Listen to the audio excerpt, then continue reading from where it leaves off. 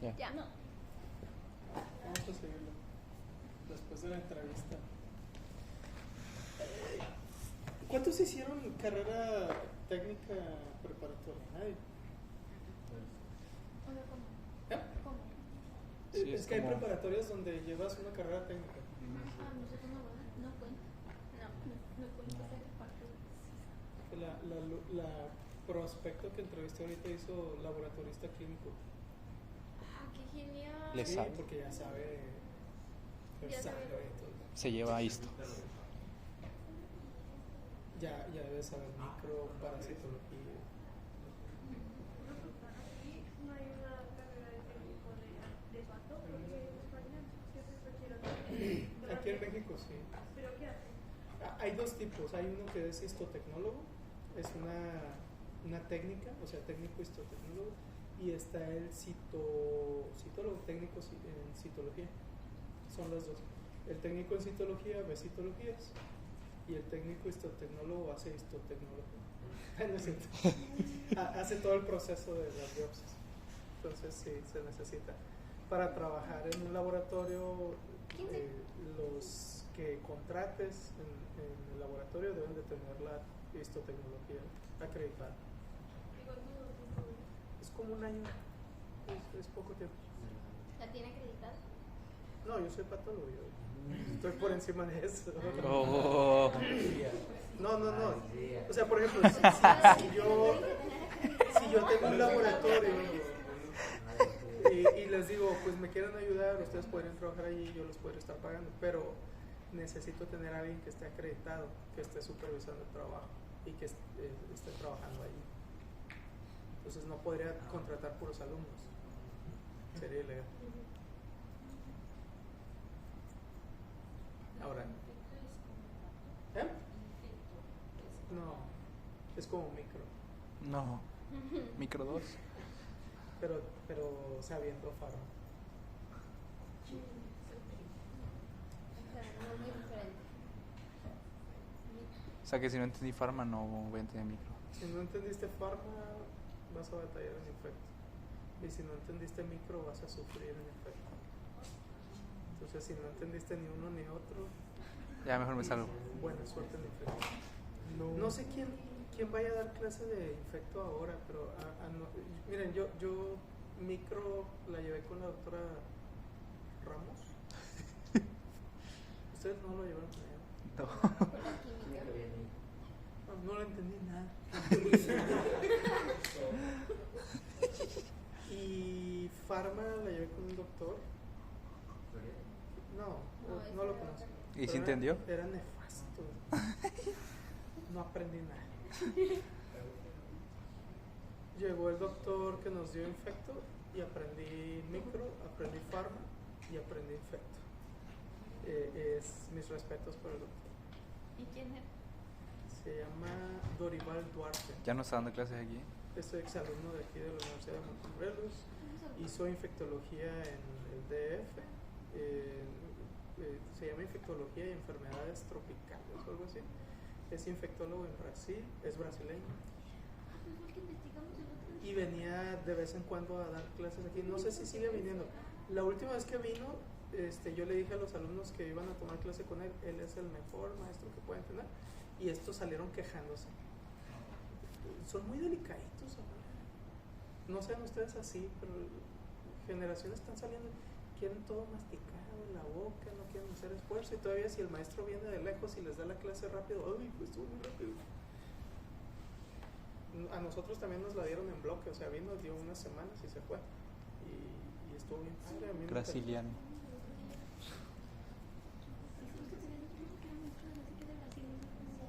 buenísimo. El otro día lo googleamos. ¿Por qué? Es que vamos abajo, vemos los cuadros y buscamos un nombre y vemos qué terminaron siendo. Ah, interesante. Otra vez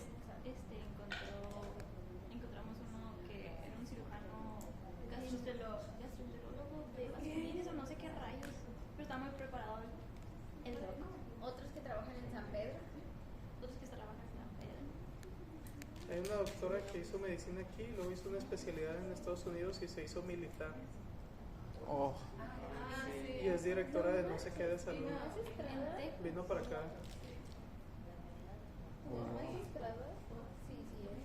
no sé cómo.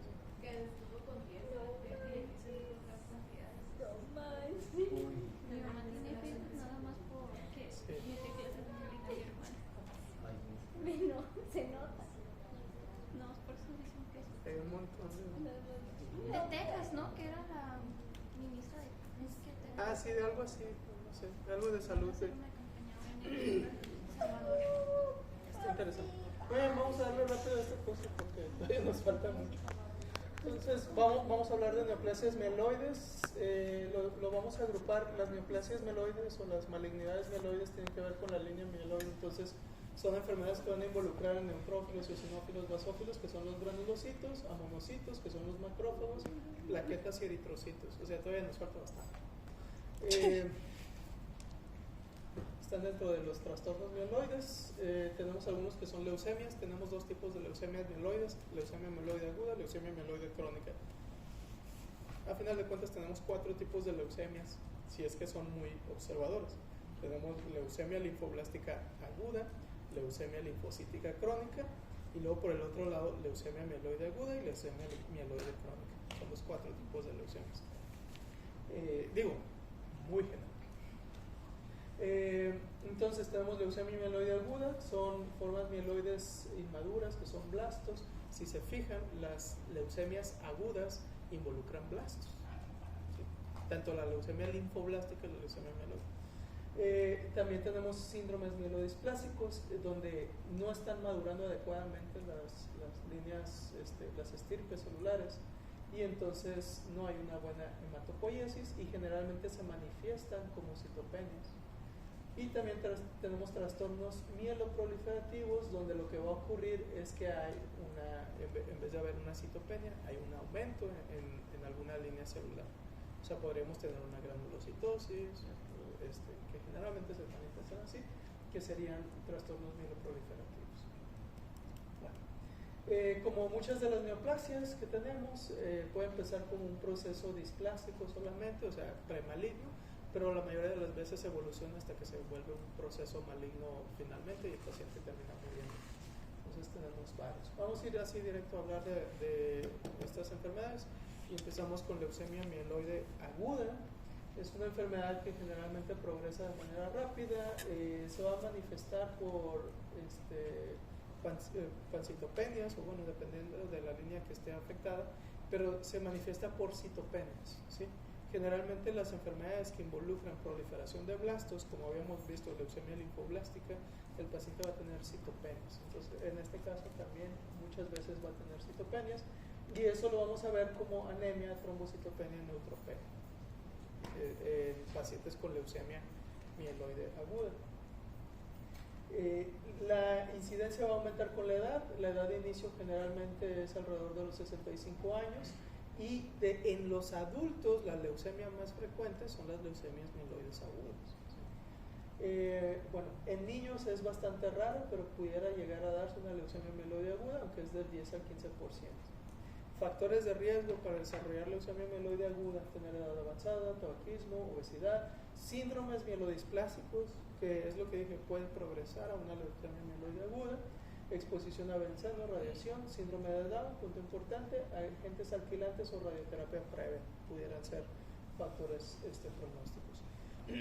Hay dos tipos de origen de las leucemias. Puede ser una leucemia de novo, eso quiere decir que tienes muy mala suerte, y el otro es que hayas tenido una malignidad en la sangre que progrese posteriormente a una leucemia mieloide aguda. Entonces puede que el paciente empiece primero con un síndrome mieloproliferativo, un síndrome mielodisplásico, y posteriormente evolucione y se convierte en una leucemia mieloide aguda. ¿Sí? ¿Sí se está entendiendo? También puede ser por antecedente de exposición a agentes quimioterapéuticos, y de hecho así va a venir la clasificación de las leucemias mieloides agudas. Y lo que se va a caracterizar, o lo que vamos a caracterizar en la leucemia mieloide aguda, es un crecimiento incontrolado de blastos, que a final de cuentas es lo más característico o el sello de esta enfermedad, ¿sí? Y entonces estos van a empezar a proliferar tanto en la médula ósea como en otros tejidos. Y entonces, ¿qué va a pasar? Es muy parecido a la leucemia linfoblástica aguda. Si empiezan a proliferar blastos y estos no están madurando, no vamos a tener producción de otras líneas celulares y el paciente va a presentar supresión del resto de las líneas celulares. Entonces hay granulocitosis, disminución en plaquetas, disminución en linfocitos, todo muy parecido. Las células blásticas que se están produciendo en la sangre periférica y que son malignas van a empezar a salir de la médula ósea y entonces empiezan a aparecer también en sangre periférica. No es normal ver blastos o formas inmaduras en sangre periférica. ¿Sí? Entonces la presencia de blastos en sangre periférica ya es un indicativo muy directo de que estamos presentando algún problema de eso. Otro problema que puede ocurrir es que estos se acumulen en otros sitios, por ejemplo podría ser piel o encías, que ya sería un estadio más avanzado, y entonces el paciente se puede presentar a consulta con hiperplasia gingival, ¿sí? Que son las encías inflamadas, muchas veces eritematosas, se puede agregar sangrado de las encías, y curiosamente muchas veces el que termina detectando estas enfermedades es el dentista. El paciente va a consultar con el dentista por los problemas que está manifestando y el dentista sospecha, pudiera ser. Y es el que le pide una biometría hemática, de ahí descubrimos que tiene una leucemia. Y bueno, puede causar consecuencias metabólicas, como por ejemplo el síndrome de lisis tumoral, pero bueno, ese ya más avanzado. La clasificación es muy extensa y tienen diferentes tipos de pronóstico dependiendo de la clasificación. Si queremos ser prácticos, nos vamos hacia atrás y entonces los podemos clasificar como enfermedades que son primarias o secundarias, o sea, leucemias primarias y leucemias secundarias. Y eso les ayuda un poquito más a entender eso. Entonces, la clase 1 son las que son primarias, que tienen que ver con translocaciones o aberraciones genéticas. Generalmente la gran mayoría van a ser de pronóstico favorable, a excepción de alguna que otra. Luego tenemos las que están asociadas a síndromes mielodisplásicos, que serían secundarias. ¿Sí? Entonces, las que están asociadas a síndrome mielodisplásico tienen mal pronóstico.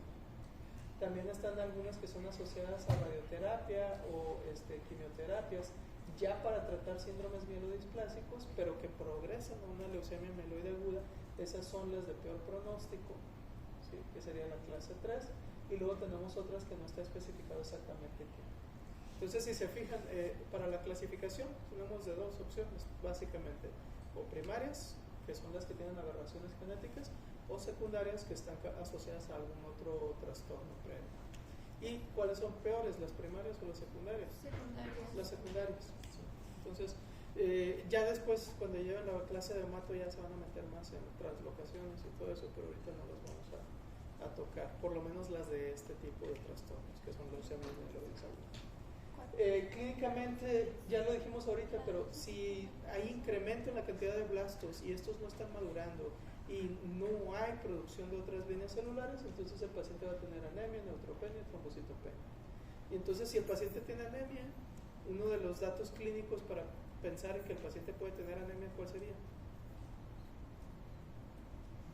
¿Qué pasa si yo tengo un paciente con anemia?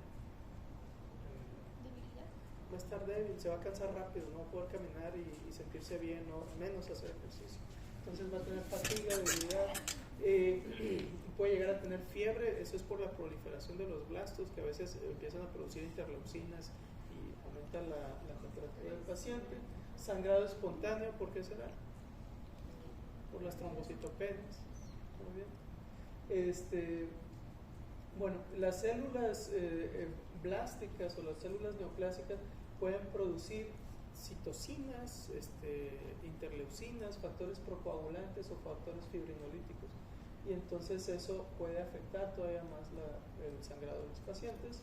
Y nuevamente, estas células blásticas pueden infiltrar la piel y causar algo que le llamaríamos leucemia cutis o hipertrofia gingival, que es una de las manifestaciones clínicas más llamativas, podríamos decir, donde el paciente llega con las encías inflamadas, generalmente están enrojecidas, y si tenemos un paciente mayor de 65 años, pues hay que prestarle atención.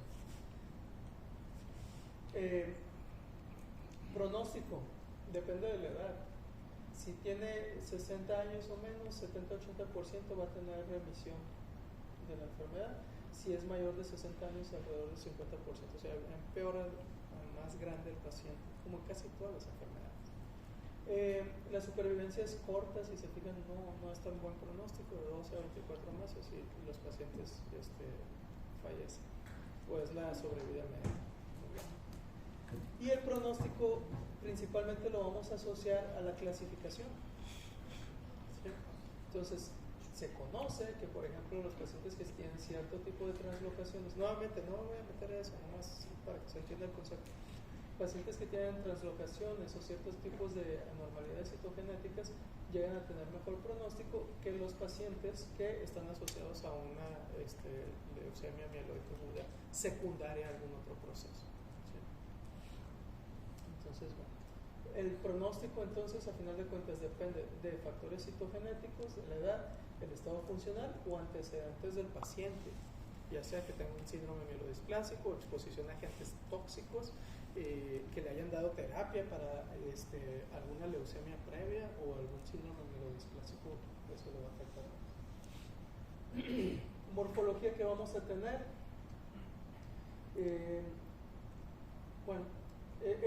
Una de las cosas más características y que puede llegar a ser pregunta de examen muchas veces, sobre todo para los que van a ir a Estados Unidos, se lo tienen que tener en mente. Algunas veces les van a presentar un paciente con datos de fatiga, sangrados, hiperplasia gingival y en el caso clínico les pueden poner una foto. Entonces lo que vamos a ver son blastos o mieloblastos y van a estar de manera atípica o aberrante. Para empezar, no deberían de estar en sangre periférica y muchas veces se presentan como blastos en sangre periférica. Eso ya les debe de hablar de una leucemia mieloide. ¿Sí? Pero si se les presentan con estas barritas, no sé si las alcanzan a ver, creo que sí, supongo. ¿Sí? Estos se conocen como bastones de Auer. ¿Sí? Y los bastones de Auer están muy asociados principalmente a translocación 15-17. Entonces les pueden preguntar la translocación directamente con una sola foto. ¿Sí? Entonces, muy importante allí. Presencia de bastones de Auer en un paciente con leucemia, una leucemia mieloide aguda asociada a translocación 15-17. ¿Okay? Creo que sería una de las pocas cosas que tenemos que ser más específicos. El pronóstico es intermedio del paciente, pero quédense con eso: translocación 15-17, bastones de Auer, leucemia mieloide aguda. Uno de ustedes, un grupo de los últimos que estaba presentando, no me acuerdo qué enfermedad, puso una foto y había bastones de Auer. O sea, puso una foto de esas fotos que bajas para poner en una presentación, ¿no? Como cuando ponen un doctor en exploración física y un doctor con el estetoscopio levantado. Pusieron una de unos bastones de Auer y estaban atrás los doctores. ¿Cómo es posible que ponga esto si no tiene nada que ver? No es cierto, ningún doctor se dio cuenta. Más que usted. Yo sí lo dije. Pero si hubiera estado el hematólogo, me preguntar por qué pusiste eso. Tengan cuidado con las fotos, por favor. Muy bien. Bueno, como hablamos de leucemia mieloide aguda y dijimos que uno de los factores para desarrollar el síndrome mielodisplásico, pues vamos a hablar un poquito del síndrome mielodisplásico. Es un trastorno donde las células madre o las líneas celulares que van a producir las diferentes células mieloides no madura de manera adecuada. Entonces, dependiendo de la línea que está fallando en su maduración, podríamos hablar de que el paciente puede presentar una neutropenia o una trombocitopenia, ¿sí? O una anemia, dependiendo de qué línea celular está siendo afectada. A veces se afecta una sola línea o en otras ocasiones se afectan varias líneas al mismo tiempo. Inclusive pudiera tener pancitopenia el paciente. Ahora, no es directamente asociado a una neoplasia que está progresando o que está afectando ya como algo maligno al paciente. Por eso se le conoce como síndrome mielodisplásico, pero la principal característica es maduración ineficaz de las células sanguíneas o de las células mieloides, si queremos ser más específicos. Entonces, cuando tomamos biopsia de médula ósea, podemos encontrar varios estadios, pero el más característico es que hay una proliferación clonal en la médula ósea que todavía se puede ir diferenciando, pero no lo hace de manera adecuada. ¿Sí? Todavía no es esa ocupación total de la médula ósea por linfoblastos solamente. Ya. Sí hay cierto grado de maduración, todavía no entramos a algo único de linfoblastos. ¿Cuál es el problema con estos síndromes mielodisplásicos? Que muy probablemente se transformen en una leucemia mieloide aguda, donde ahora sí ya no están madurando y solamente tenemos formas inmaduras. No sé si se entiende, es como un paso antes de. ¿Sí? Causas, generalmente idiopático, no podemos decir qué es lo que lo causó, y las causas secundarias están muy asociadas a lo que ya habíamos visto previamente, que es exposición a medicamentos tóxicos o radioterapia. Los pacientes que tengan un síndrome mielodisplásico con antecedente de haber recibido algún tratamiento para cáncer tienen mayor riesgo de que ese síndrome mielodisplásico progrese a una leucemia mieloide aguda que los pacientes que presentan leucemia mieloide aguda sin estos antecedentes. Y esa sería una parte importante para tener en cuenta. Clínica depende de qué línea esté siendo afectada y de qué tanto estén siendo afectadas. Entonces podría ser una anemia y entonces manifestaría fatiga y disnea, ¿sí? Pudiera presentar trombocitopenia y iría variando, ¿sí? Depende. Entonces, sí o sí, los datos clínicos siguen siendo diagnóstico diferencial. Yo tengo un paciente con pancitopenia, podría ser solamente un síndrome mielodisplásico o podría ser ya una leucemia. ¿Cuál es la diferencia? Le pido un frotis de sangre periférica, ¿qué voy a ver en el síndrome y qué voy a ver en la leucemia mieloide aguda que no voy a ver en el síndrome mielodisplásico? Bastones. Los blastos. Sí. Entonces sí, ya me voy orientando un poquito a los diagnósticos que estoy teniendo en el paciente. Entonces, en una médula ósea voy a ver una diferenciación desordenada que puede afectar al linaje eritroide, granulocítico, el de monocitos o megacariocitos. Entonces voy a ver formas atípicas, pero todavía veo algo de maduración cuando veo la biopsia de médula ósea. Si yo tuviera un paciente con leucemia mieloide aguda, ya no veo formas que vayan madurando, todo va a ser blastos. ¿Sí? En cambio, en un síndrome mielodisplásico yo estoy viendo formas que como que están madurando, pero no de una manera típica. Entonces, por ejemplo, estoy viendo megacariocitos que se ven atípicos o aberrantes, neutrófilos que no se ven con una adecuada maduración, ¿sí? Que no están bien segmentados, por ejemplo. Otra cosa que puede ocurrir muchas veces es que puede haber neutrófilos que no tienen gránulos. ¿Sí?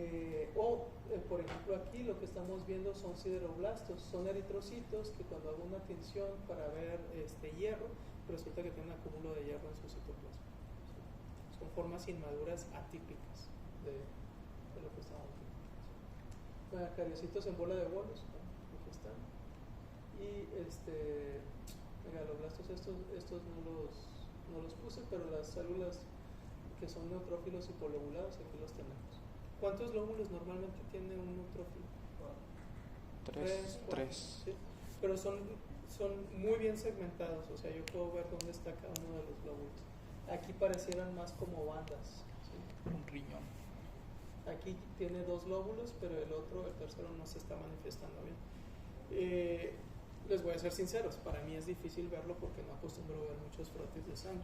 Pero tú le pones eso a un químico o a alguien que se dedique a verlo constantemente, un hematólogo, y los identifica muy rápidamente. Entonces, moraleja, para aprender a ver esas cosas hay que ver mucho.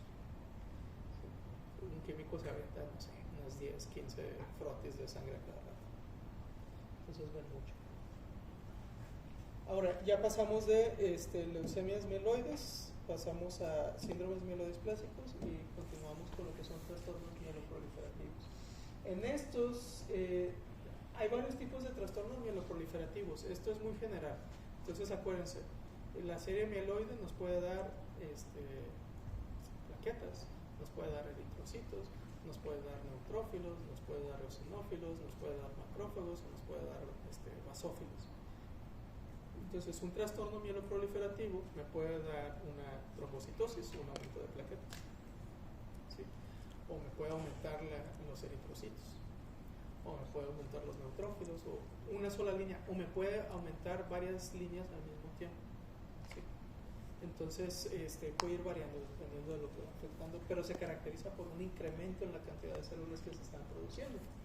Generalmente esto tiene que ver con vías de señalización que estimulan la proliferación celular, y la mayoría de las veces los receptores que están involucrados o que quedan activados son receptores de tipo tirosincinasa. ¿Sí? Ahorita vamos a hablar de receptores específicos. Por ejemplo, los eritrocitos se activan cuando hay un aumento en la cantidad de eritrocitos, muchas veces es asociado a trastornos que afectan un receptor que se llama JAK2, pero también eso afecta plaquetas, etc. Entonces, características que vamos a ver en general de los trastornos mieloproliferativos: aumenta la producción de la célula ósea de células sanguíneas. Bueno, puede haber una fase, y esto es otra parte importante. Yo podría tener un paciente con trombocitosis y tengo que investigarlo bien, porque esa trombocitosis posteriormente puede evolucionar a un síndrome mielodisplásico, donde se fatigan las células de producir y entonces ya no empiezan a madurar adecuadamente. Entonces ya hablamos de un síndrome mielodisplásico, y ese síndrome mielodisplásico posteriormente puede progresar a ¿qué? A una leucemia, ¿sí? Entonces puede ser parte todavía de un espectro. Tuvimos hace rato, hace unos 2 años, un paciente joven, unos 25 años, 24 años, que tenía solamente eosinofilia. Era lo único. Eosinofilia en sangre, en tejidos, en todos lados. Y entonces se le estuvo estudiando mucho constantemente para ver que no fuera una enfermedad que fuera a progresar a un síndrome mielodisplásico. Todavía está en vigilancia y esperemos que lo vaya bien. Pero se puede manifestar así solamente, o una trombocitosis, y no podemos decir, trombocitosis, no pasa nada, mejor que sobre a que falte. Tenemos que estarlo checando. Entonces tiene riesgo de transformación a una leucemia. Todo depende de qué vías están afectadas y en qué estadio se encuentran.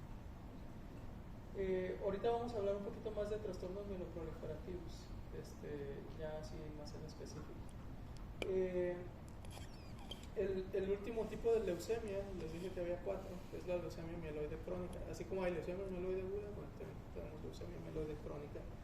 En esta no es la única mutación, pero una de las principales que vamos a tener es la translocación 922, que ya le hemos hablado varias veces. Es la que se necesitan aprender principalmente, porque es la más frecuentemente preguntada en cuanto a leucemias mieloides crónicas.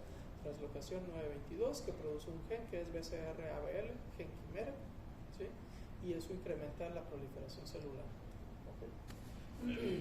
¿Dónde lo vamos a ver? Pacientes entre los 60 y 80 años es el principal punto donde vamos a ver un incremento en la producción de estas enfermedades. Con el paso del tiempo, el paciente puede progresar a una fibrosis de la médula ósea.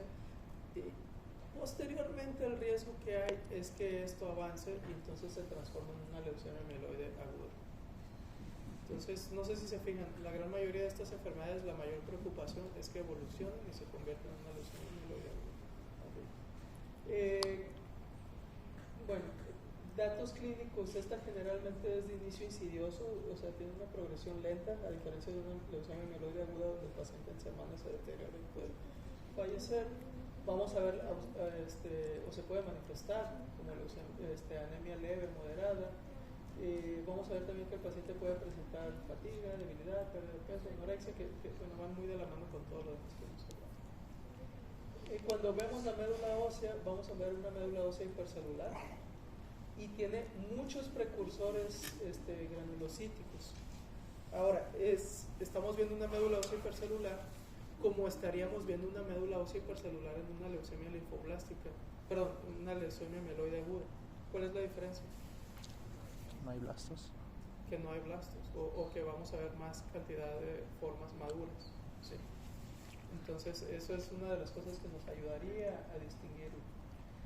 Si vemos los megacariocitos, van a ser pequeños. De hecho, creo que tengo una paciente así. Otra cosa que podemos ver, esto ya sería condiciones especiales, presencia de macrófagos en submarino. Pudiera haber fibrosis reticular, pero esa no la podemos ver así a simple vista. Hay necesidad de hacer una tinción especial para ver fibras elásticas, retículos. Podemos tener esplenomegalia, eso es a causa de una hematopoiesis extramedular. Tenemos no solo eso, hay 3 principales órganos que pueden producir hematopoiesis cuando la médula ósea no está funcionando adecuadamente.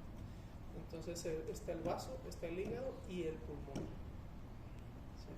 Que son los 3 principales sitios de hematopoiesis extramedular que pudiéramos presentar. Es muy raro que la detectemos, a veces es un hallazgo así incidental. Por ejemplo, una vez en un lavado bronquialveolar salieron formas precursores mieloides en un paciente que estaban analizando por otra cosa. Entonces son hallazgos así que de repente no puede ver. Y bueno, la hematopoiesis extramedular pues también puede producir hepatomegalia, que es lo mismo, les dije, el hígado también, o linfadenopatías. Tenemos 3 fases clínicas y estas son fases que van progresando poco a poco. Entonces empezamos con una fase crónica, la gran mayoría de los pacientes van a ser diagnosticados en esta fase. Vamos a ver poca cantidad de blastos y este es un punto importante que son puntos de corte, ¿sí? Cuando yo tengo menos de 10% de blastos en sangre periférica, le llamaría o podríamos entrar a catalogarlo como una leucemia mieloide crónica. Pero si yo ya tengo más de 20% de blastos, entonces esto ya está progresando a convertirse en una leucemia mieloide aguda. No sé si me explico un poco. Otras cosas que se pueden ver es una eosinofilia o basofilia, que de hecho, no sé si se acuerdan, hace tiempo cuando les estuve poniendo los casos clínicos, había una pregunta de ¿qué quiere decir una elevación de linfocitos? ¿Qué quiere decir una elevación de neutrófilos? Una elevación de macrófagos. Y ustedes, linfocitos, pues infección viral o una malignidad. Neutrófilos, pues una infección bacteriana, ¿sí?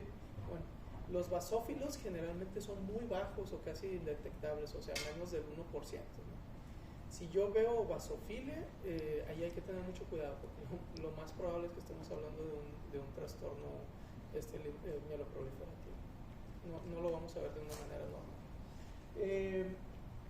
Bueno. Luego pasamos, después de la fase crónica, vamos a pasar a lo que es una fase acelerada, donde empieza a haber mayor cantidad de blastos, se pueden diferenciar a neutrófilos, también hay un aumento de basófilos, y esto nos causa un síntoma un poco característico que es la presencia de prurito, porque los basófilos liberan histamina. Y lo vamos a ver en otros trastornos mieloproliferativos también, no solo. El paciente va a ir empeorando poco a poco, empieza a aparecer esplenomegalia y finalmente entramos en la que es la crisis blástica o ya la progresión a una leucemia mieloide aguda o en algunas raras ocasiones podría ser una leucemia linfoblástica aguda, lo que manifiesta el paciente. Un dato clínico, la gran mayoría, como les dije, son diagnosticados en la fase crónica, o sea, la fase donde no hay muchas manifestaciones clínicas y la mayoría de las veces es por un hallazgo incidental. Entonces es el típico caso de un paciente que llega a consulta y que el doctor le pide una biometría hemática por X razón, o a veces ni siquiera sabe por qué le está pidiendo el doctor, pero de repente ahí aparece elevación de la serie mieloide. Y entonces ahí es como que, ay, caramba, no era algo que me esperaba. Muchísimos eosinófilos, o muchísimos basófilos, o muchísimos neutrófilos, y no hay infección, entonces se empieza a investigar y resulta que tiene una leucemia mieloide. Sí. Otro tipo de trastorno mieloproliferativo son las policitemias. Puede ser una policitemia vera o no. La diferencia es que la policitemia vera está asociada a mutaciones de JAK2. Este es un incremento, o generalmente en una policitemia puede haber elevación de varias series celulares, pero cuando hablamos de policitemia vera estamos hablando de elevación de eritrocitos en la sangre. Entonces tenemos mayor cantidad de eritrocitos de la que debería de haber. Ahora, como se elevan los eritrocitos, la sangre se empieza a volver espesa, ¿sí? Entonces muchas veces estos pacientes, cuando tienen policitemia, uno de los tratamientos que se les tiene que dar para evitar la presencia de trombos u otros problemas, complicaciones por la policitemia, es que se les tiene que hacer sangrías. Y son pacientes que llegan al laboratorio y les sacan sangre cada cierto tiempo. No sirve para donar porque no son eritrocitos buenos, pero pues hay que quitarle sangre a los pacientes. Punto importante, la gran mayoría están asociados a mutación de JAK2, que es un receptor de tipo tirosina sinasa, que en los eritrocitos es el receptor de eritropoyetina. ¿Sí? Entonces, ¿qué es lo que pasa? Está mutado y entonces manda señalizaciones aún cuando no está haciendo contacto el ligando, que es la eritropoyetina. Sí se entiende, ¿no? Ya hemos hablado mucho de ligandos, receptores y todo eso. Entonces, se debe de... Pregunta de examen. Sí, hay tratamiento, hay inhibidores de JAK2. Entonces, si tengo un paciente con policitemia vera, pues se le puede dar este inhibidor. Clínica, importante. ¿Qué es lo que más nos va a preocupar? La hiperviscosidad de la sangre. Entonces, un riesgo cuando la sangre está muy viscosa, o sea, cuando hay una gran cantidad de células en la sangre, es que se formen trombos. Entonces, el paciente puede presentar trombosis venosa profunda, embolismo pulmonar, síndrome de Budd-Chiari, que es trombosis de la vena hepática, trombosis de la vena portal, tromboflebitis. Si se fijan, son problemas trombóticos, inclusive puede ser infarto o ataque cerebrovascular o infarto al miocardio. Son complicaciones trombóticas. Lo otro que puede ocurrir es eritromelalgia, que es un dolor principalmente en manos y pies por congestión vascular. Y también se enrojecen mucho las manos y los pies. Es como si ustedes tuvieran las manos así hacia abajo mucho tiempo y quedan rojas, ¿no? Entonces el paciente va a presentar esos problemas. Y un dato curioso es que también se induce la degranulación de mastocitos, generalmente cuando el paciente está tomando un baño o una ducha tibia, o cuando hay un cambio, por ejemplo, que está en un ambiente como aquí, que estamos con aire acondicionado fresco, y luego sale a un espacio caliente y empieza a sentir el paciente como que le da comezón por todo el cuerpo. No sé si a alguien le pasa eso. Qué miedo. Preocúpense. Puede ser la primera manifestación. Nada, no es cierto. Tengan miedo. Muy bien, entonces es una característica. Esta característica, si se fijan, no es exclusiva. Ya dijimos que se puede presentar en leucemia mieloide crónica, o también se puede presentar en lo que es una trombocitosis.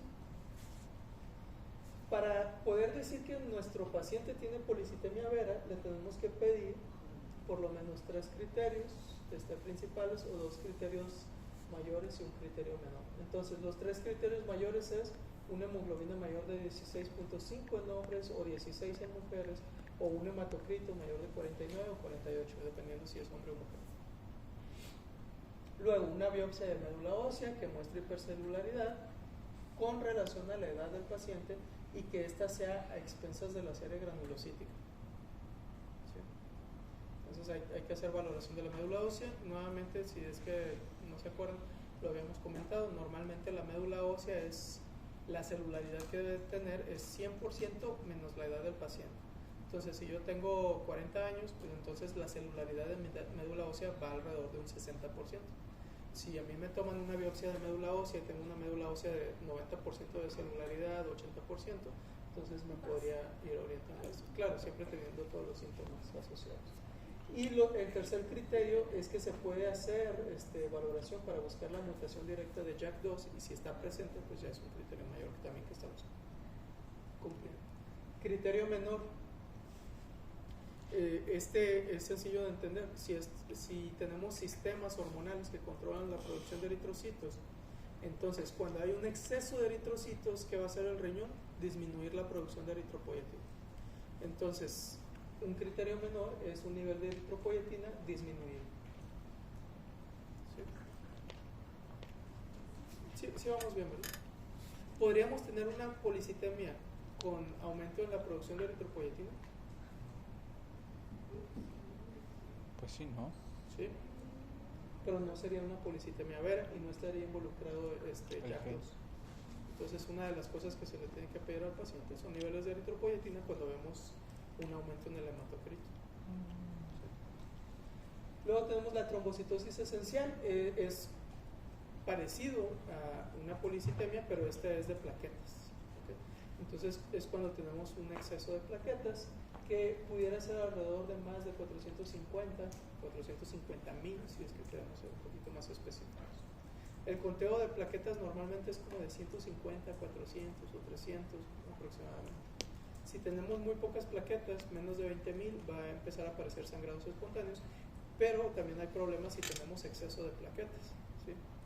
Entonces puede haber también. Una de las principales complicaciones si tenemos demasiadas plaquetas, ¿cuál sería? ¿Trombos? Trombosis, ¿sí? Entonces sería una de las cosas más preocupantes. JAK2 también está involucrado en lo que es el receptor de trombopoyetina, entonces una buena cantidad también de casos de trombocitosis esencial están asociados a mutación de JAK2. ¿Sí? ¿Qué vamos a ver en una biopsia de médula ósea? Proliferación de los megacariocitos, entonces vamos a ver mayor cantidad de megacariocitos, y en sangre periférica, pues cuando hacemos una biometría hemática vamos a tener una gran cantidad de megacariocitos. Clínica, igual, síntomas vasomotores, dolor de cabeza, mareo, síncope o eritromelalgia. De hecho, los síntomas son muy parecidos. Aquí la diferencia, una de las principales diferencias es el laboratorio. Si yo le hago pruebas de laboratorio y solo tiene plaquetas elevadas, pues me voy más para una trombocitosis. Si tiene eritrocitos elevados, pero bueno, los otros síntomas pues son muy parecidos, y puede haber un sangrado paradójico cuando hay más de 1,000 plaquetas. O sea, cuando hay más de 1,000,000 de plaquetas, para fines prácticos. Pero, bueno, muy raro. ¿Cuánto me queda? Es la última, creo. Sí, 10 minutos. 10 minutos. La torre. Bueno, vámonos rápido. Otro problema que podríamos enfrentar es que el paciente tuviera una pancitopenia y le hacemos una biopsia de médula ósea y toda la médula ósea está fibrótica y no tiene ningún tipo de célula. A eso le llamamos mielofibrosis. ¿Sí? Muchas veces tiene que ver con una fatiga de lo que son las células que se estaban utilizando. Entonces puedo tener un paciente con un síndrome mieloproliferativo que progresa a una mielofibrosis, ¿sí? Cuando ya se fatigaron todas las líneas celulares. No me voy a ir me la voy a saltar. Generalmente se presenta en pacientes de 65 años y pudiera estar asociado a neoplasias en algunas ocasiones.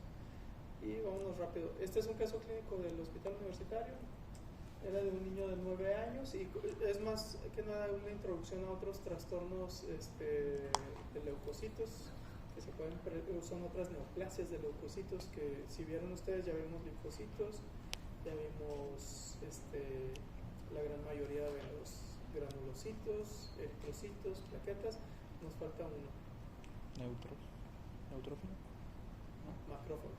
Entonces vamos a ver problemas de macrófagos, porque también hay neoplasias de macrófagos. Entonces es un niño de 9 años, vamos a saltarnos esto, viene por una tumoración en la cabeza. Entonces me voy a ir a la tomografía. Aquí estamos viendo la región frontal, tiene una masa palpable. Aquí se ve elevación de la masa y luego vemos lo que es el cráneo y vemos cómo la masa está destruyendo o erosionando el cráneo. Entonces hay una solución de continuidad ahí. Los papás dicen que se habían golpeado, entonces pensaban que era nomás un hematoma, pero duró varios meses y no se le quitaba. De hecho, va aumentando el tamaño. Entonces se le hace una radiografía primero, se ve que hay una lesión allí que está causando destrucción del hueso, y ya con la tomografía pues se puede ver mejor. Aquí tenemos una vista lateral, ahí se puede ver cómo erosiona. Entonces no es algo normal, es un tumor que está afectando. Le hacen una biometría hemática, aparentemente todo normal. Se le tuvo que hacer cirugía y entonces aquí está el producto de la cirugía. Aquí se hacen 4 huecos de taladro, se corta, este es cráneo y esta es la tumoración.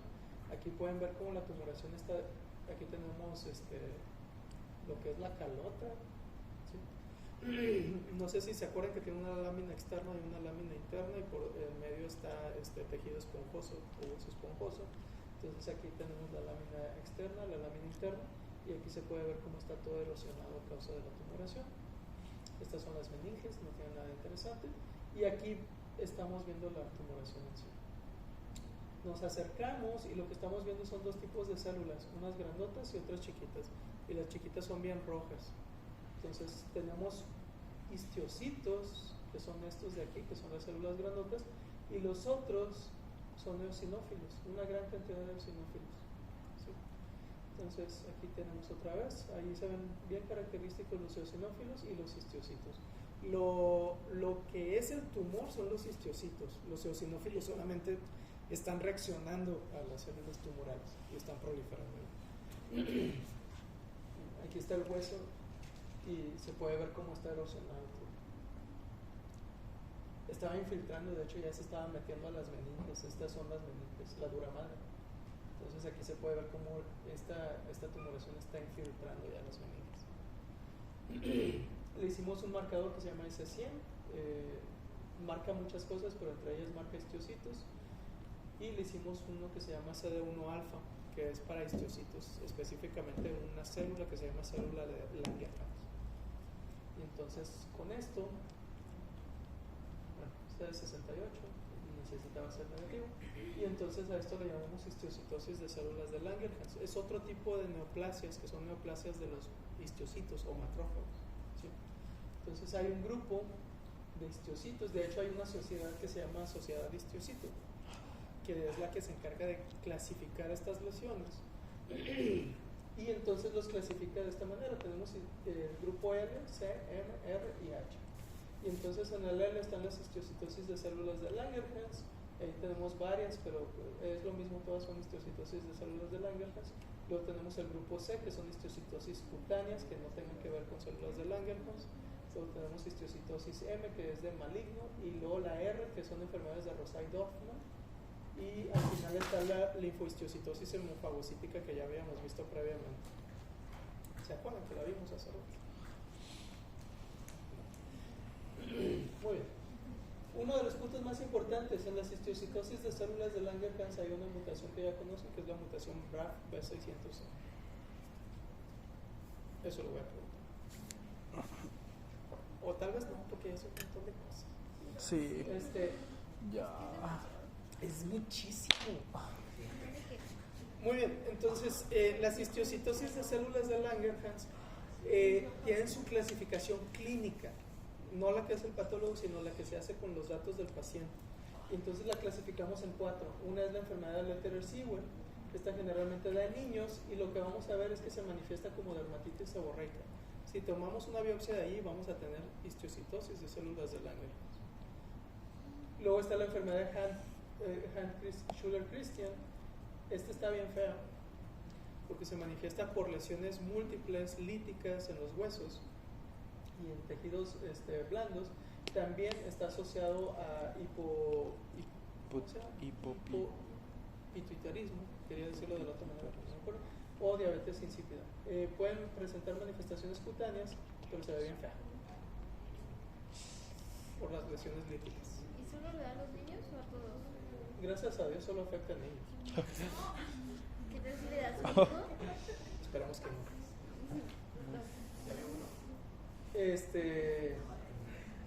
Oh, wow. ¿Ya vio? No, lo tienes que, para poder clasificarlo, necesitas tener diagnóstico de hipopituitarismo, quería decir el otro que se me fue el nombre, y diabetes insípida.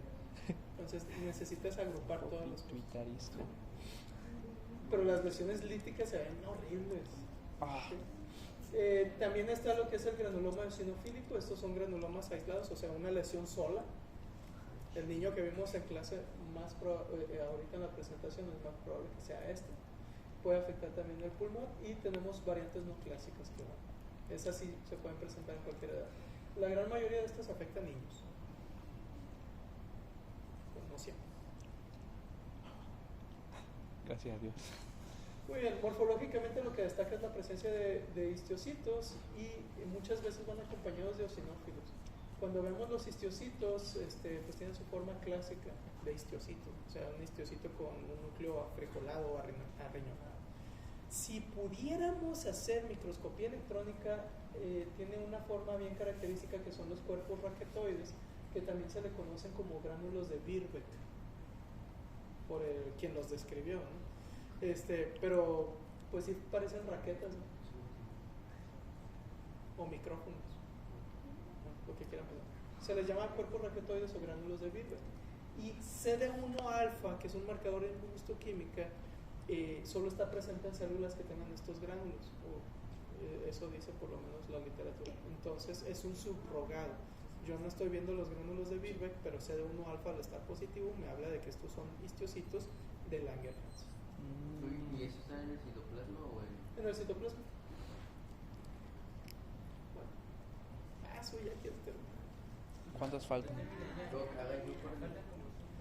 Bueno, vaso, podemos tener crecimiento del vaso, eso le llamamos esplenomegalia, hay muchas causas. Podemos tener infartos esplénicos, eso generalmente es por trombosis de las arterias esplénicas.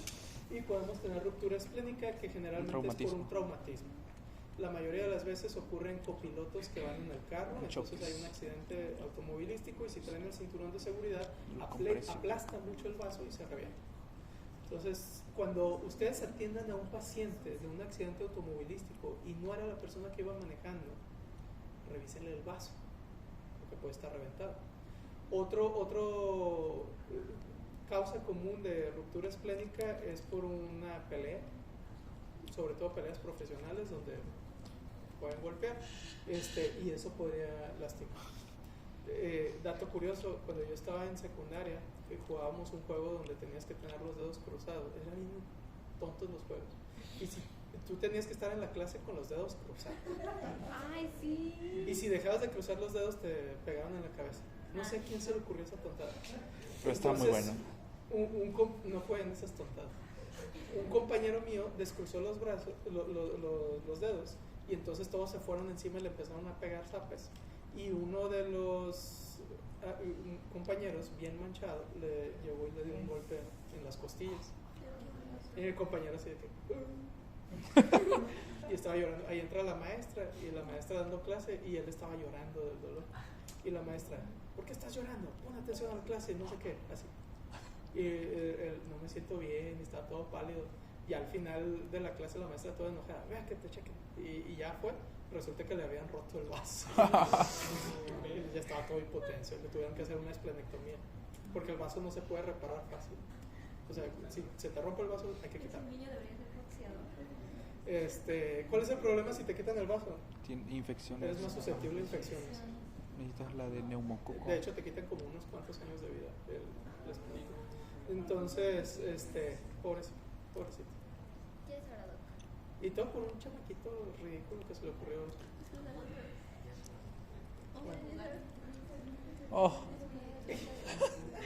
Timo, ya saben, síndrome de George. Y otra cosa que puede ocurrir es la hiperplasia tímica. La mayor preocupación con el timo, solo me voy a saltar a la malignidad. Hay un cáncer del timo que se llama carcinoma tímico, que empieza como un timoma. Lo clasificamos con una clasificación ridícula de la cual yo no estoy de acuerdo. Es una tontada la clasificación de la OMS, pero no sirve de nada. O sea, hay una clasificación de la OMS para timomas, lo clasifica en varios grupos, que aquí los tenemos, A, B y C. El B lo complicaron muchísimo y hay un tipo A y B, son morfológicos la clasificación, y lo único que importa es el C, que es C de carcinoma. Entonces, no sirve de nada la clasificación, es una porquería. Lo más importante cuando ves un timoma es que no tenga invasión de estructuras adyacentes, porque yo puedo tener un timoma A que se supone que es benigno, pero si está invadiendo, yo lo tengo que tratar como un carcinoma. Entonces, algún día lo platicaré con alguien. Cuando sean patólogos lo platicamos entre nosotros para ponernos de acuerdo, pero para mí es bien ridícula la clasificación de la OMS de timomas. sí creo. Y por eso me he negado a aprendérmela. No es cierto. Te la preguntan en los exámenes de consejo y no sirve de nada. Punto importante de los timomas, se presentan en adultos, no en niños. ¿Sí? Entonces, yo creo que eso es una de las cosas que les podría llegar a... No les voy a preguntar del timoma, pero sepan que existen. Y es en adultos, no en niños. Entonces, si yo tengo un crecimiento mediastinal en un adulto, uno de mis diagnósticos diferenciales es un timoma, sobre todo si es mujer. No sé por qué, pero me ha tocado que se presenten más en mujeres. Entonces, ¿no nos va a preguntar acerca de los timomas? No, nomás sepan que existe. Esto ya es anecdótico. O sea que eso ya no va a venir nada. Uy, uy. Ah, me faltó una... No. Ya es tu último, ya... Eso ya no va a venir, vaso y timo, ¿no, verdad? ¿O sí? No, por favor. Ya basta. Doc, yo perdí. Yo perdí. Ya exéntenos del final, Doc. Sí, para que sea el final. Sí, ya el final. Sí, Doc. De feliz Navidad.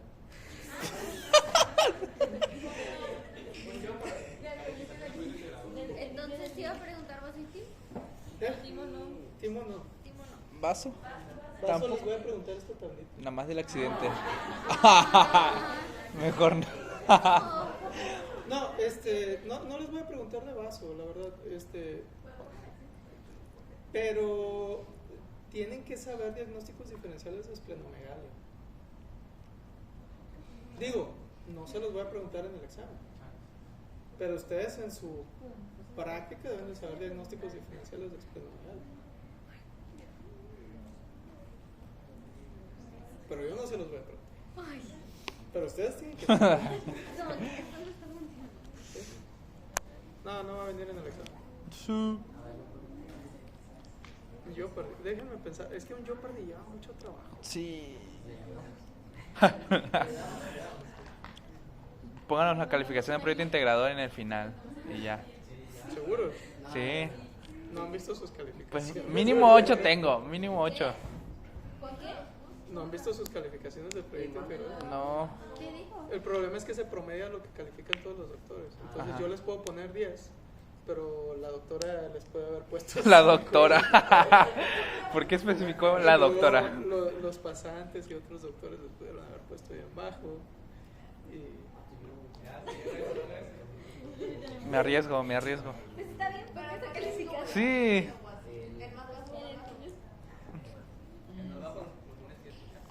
Yo no sé. ¿Usted Tengo que reprobó? preguntarle al doctor. ¿Usted sí reprobó a alguien o no? Yo les puse 10 a todos, menos a un grupo. Al mío. Porque me aburrió. De verdad. Sí, estaban bien repetitivos. De apendicitis. No. O sea, los medicamentos que le dieron preoperatorio fue esto, posoperatorio fueron estos, luego esto, y se la pasaron hablando. El de cetáceos. No sé qué grupo fue, pero Fue aquí en el auditorio. Los últimos estuvieron. El primero y los últimos estuvieron bien malos. Ay, el primero estuvo bien genial, discúlpame. ¿qué fue el primero? Doc, lo molestamos toda esa semana. El próximo semestre va a volver los casos clínicos, El próximo semestre nos tendrá una semana detrás de usted. más rápidos y más furiosos. No. Sí. ¿Es casos clínicos 2? ¿La segunda parte? No. Con genética, intro a la clínica. Ah, sí, se les va a exigir más ahora de la historia clínica. Porque ahora van a llevar intro. Ok. Y se supone que sabemos más. ¿Y saben que es bien curioso? Que ustedes siempre nos recalcan un chorro lo del tabaquismo. Es lo que menos nos preguntan. Sí, no más. Luego nunca. Sí. Bueno, ya, jugamos. Suerte en su examen. Gracias.